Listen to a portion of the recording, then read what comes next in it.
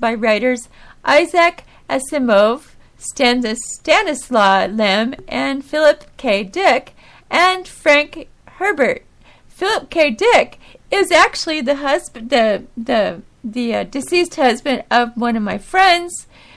Her name is Tessa, and she's a very good friend of mine. And I can't believe I just saw his name here, but that's awesome. Anyway, despite being a well-studied system, it has only recently confirmed that Fomalhaut was a binary star, two stars that orbit each other, although it had been first suggested in the 1890s. In a paper recently accepted for the publication in the Astronomical Journal and posted today to the preprint server ARXIV, researchers show that a previously known smaller star in its vicinity is also part of the Fomalhaut system. I noticed this third star a couple years ago when I was plotting the motions of the stars in the vicinity of Fomalhaut for another study, said Eric Malmajak, Associate Professor of Physics and Astronomy at the University of Rochester. However, I needed to collect more data and gather a team of co-authors with different observations to test whether the star's properties are consistent with being a third member of the Fomalhaut system. By carefully analyzing astrometric precise movements and spectroscopic measurements that allow the temperature and radial velocity to be determined, the researchers were able to measure the distance and speed of the third star.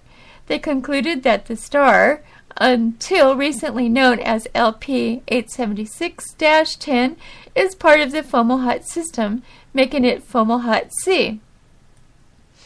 Okay, you guys with me? You guys keeping up here? Okay. Fomalhaut C looks quite far apart from the big, bright star that Fomalhaut A when you look up at the sky from the Earth, added Mamajak.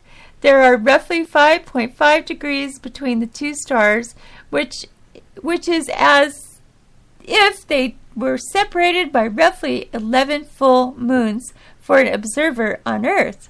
Mamajak explained that they look this far apart in part because Fomalhaut is relatively close to Earth as stars go, approximately 25 light years. If these stars were far away from Earth, they would appear much closer together in the sky. That they appear so far apart could explain why the connection between LP 876-10 and Fomalhaut had been previously missed. Being able to obtain high-quality astrometric and velocity data were the other keys. The researchers also had to show that it would be feasible for these two stars to be bound, rather than moving independently. Fomalhaut A is such a massive star, about twice the mass of our Sun, that it can exert sufficient gravitational pull to keep this tiny star bound to it, despite the star being 158,000 times farther away from Fomalhaut than the Earth is from the Sun, Mamajak said. Mamajak worked with a large team of collaborators to piece together the story of this interesting tiny star. Henry and the Recons team have been doing an exhaustive survey of the solar neighborhood, characterizing the stellar systems that are closest to our solar system and discovering new nearby stars, said Mamajak. His team had already gathered several years of observations on this particular star using the SMARTS 0.9-meter telescope at Cerro Tololo in Chile. Didn't know they had one over there. Okay. The researchers also needed to know the radial velocity of the star, which Andreas Seyfarth from University of Chicago measured, and which they pinpoint in the paper to be within about 1 kilometer per second of that of Fomalhaut A. One of Mamajek's colleagues at Rochester, professor of physics and astronomy Alice C. Quillen, has worked for years to understand the way planets shape stellar disks like the one surrounding Fomalhaut. In 2006, she predicted the existence of a planet around Fomalhaut and why it has a surprisingly sharp edge. A following year, a new planet around Fomalhaut was imaged. I'm messing up. Many questions about Fomalhaut A's exoplanet and debris disk still remain unanswered. For example, astronomers are puzzled by why the exoplanet known as Fomalhaut B is on such an eccentric orbit, and why the debris disk does not appear to be centered on the star Fomalhaut A. It is possible that Fomalhaut's wide companions B and C have gravitationally perturbed the Fomalhaut B exoplanet and debris belt orbiting Fomalhaut A. However, the orbits of Fomalhaut's companion stars are not well constrained. The orbits of Fomalhaut B and C around Fomalhaut A are predicted to take millions of years, so pinning down their orbits will be a challenge for the future astronomers. While Fomalhaut C is a red dwarf star, the most common type of star in the universe, Fomalhaut B, is an orange dwarf star, about 3/4 the mass of our Sun. From the vantage point of a hypothetical planet orbiting Fomalhaut C, Fomalhaut A would appear to be a brilliant white star, 9 times brighter than Sirius, the brightest star in our night sky, appears from Earth, similar to the typical brightness of the planet Venus. Fomalhaut B would appear to be an otherwise unremarkable bright orange star. I said orange-ish. Probably doesn't come out very good on this mic. Similar in brightness to Polaris. The age of the trio is about 440 million years, roughly a tenth of the age of our solar system. Other collaborators who worked on this paper include Jennifer Bartlett, now at the U.S. Naval Observatory, who published a preliminary distance to the star in her PhD thesis, and Matt Kenworthy from the Leiden Observatory, who measured the rotation periods showing Fomalhaut C is the very fast rotator. So, yeah, we got some. I like that place. I don't know why. But anyway, that's the story, and that's it done. Ta-da! Ta-da! Ta-da! Okay. And any of you Facebook people want to see that story? Oh, you can't because I didn't. Sorry, I will Facebook it now. I was going to Facebook it, and I was like, oh yeah, because oh really? Oh, now it's not doing it. Well, that's dumb. Well, anyway, yeah, I can share it off my Facebook page. What I do is I share it in private, and then I'll share it to public afterwards, because I don't want anybody to see what I'm going to read on my show.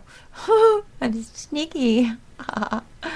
You don't know who's following you around and who's copying you. I don't want anybody copying my stuff. You know, I want to do it. This is my stuff. This is what I want to read and how I want to do it. Yes, okay. So, delete that one because I already got one now. I got a new one.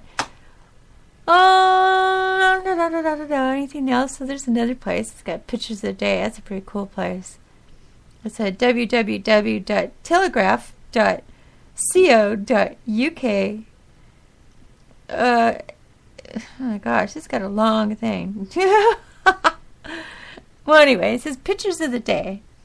7th October 2013 Telegraph, or www.telegraph.co.uk. Okay, that's cool. And they got these really cool things. Spotted quolls. Have you ever seen a spotted quail? It's not a bird. It looks like a little... between a rat and a mouse. I don't know what that thing is, but it's spotted. It's really cool looking, though. I don't know if it would bite you or not. It could bite you. Who knows? Oh, I saw the anonymous thing last night. Whoa! Whoa! Whoa! Whoa! And whoa on that again. Can you believe what they were saying last night? I don't know if anybody saw that anonymous video, but they said on November 5th, they're going to Washington, D.C. in their Million Man March. And they said that if anybody decides to hurt one bone, one hair on any person there, that they are going to start, a war, like a civil war. They're going to start a war if anybody touches one of their people, because it's supposed to be a peaceful march. But if any of the police officers decide to start spraying anybody with anything or, hitting anybody with anything, they're going to start an all-out war. I heard that. It said that. And I was like, what? And they were saying that, it's like we the people are the people who, this is our country. It's the people's country. It's not the government's country. It's we, the people. It's our country. And if the people decide that the government needs to step down, then they need to step down. No questions asked. Because we, the people, are the ones, this is our country. We own this country. This is our country, not their country. So they pretty much made that clear. And I was like, wow. Wow. So, wow. So I don't know what's going to happen on November 5th, but boy, I think it's going to be more than we asked for. If anything happens, but, I would say get prepared. And I don't mean get prepared like get crazy and run out in the street if you don't have to. If you want to stay home and protect your family, then you go for it. If you have children and stuff, you want to protect your children, then protect your children, of course. But I would say, please get extra food, get extra water. Get most of your money out of the damn bank, because they're going to take it all. If they decide to close, they'll take your money. So if they close the grocery stores and they close the gas stations and they close banks, what are you going to do? You better think about it now. So get it prepared. Get prepared before November 5th. I'm serious. Get prepared. Make sure you have water and drinks. Make sure you have everything you need to have. Make sure you have it. Make sure you have extra. Of course, me, on the other hand, I'm on medicine. And if I stop my medicine within 2 days, I could be dead. Okay? And if the pharmacies close, I could be dead in 2 days after that medicine wears out. Even though if I have a month's supply, that's great. But once that month's supply runs out and there's no pharmacy open and no hospital, and I run out of medicine in 2 days, I could have multiple seizures that could end up in multiple heart attacks. So, all I can say is, if this happens, say goodbye, Renee, because I don't think I'll be around much longer. I think I'll be on the other side. I won't have to worry about FEMA camps or anything else. So, yeah, I know. There's a lot of people like that out there, like me, that need their medicine, and if they don't get it, they're going to be dead. Like people that are on heart pills and, et cetera, et cetera, et cetera. There's like lots of people that need oxygen. They need all kinds of things. There'll be people in the hospitals. What if everybody in the hospital walks out and leaves the patients there? What's they going to do? Just lay there and die? Probably. Think about that, how bad it could get. I'm not saying that's going to happen, okay? I'm not saying I have proof that that's going to happen. I'm just saying if it happens, it could.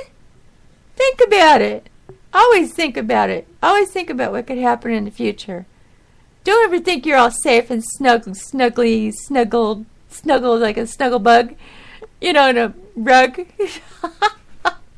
Really, don't always think that you're so safe and snug, because you're not. Okay? The government is not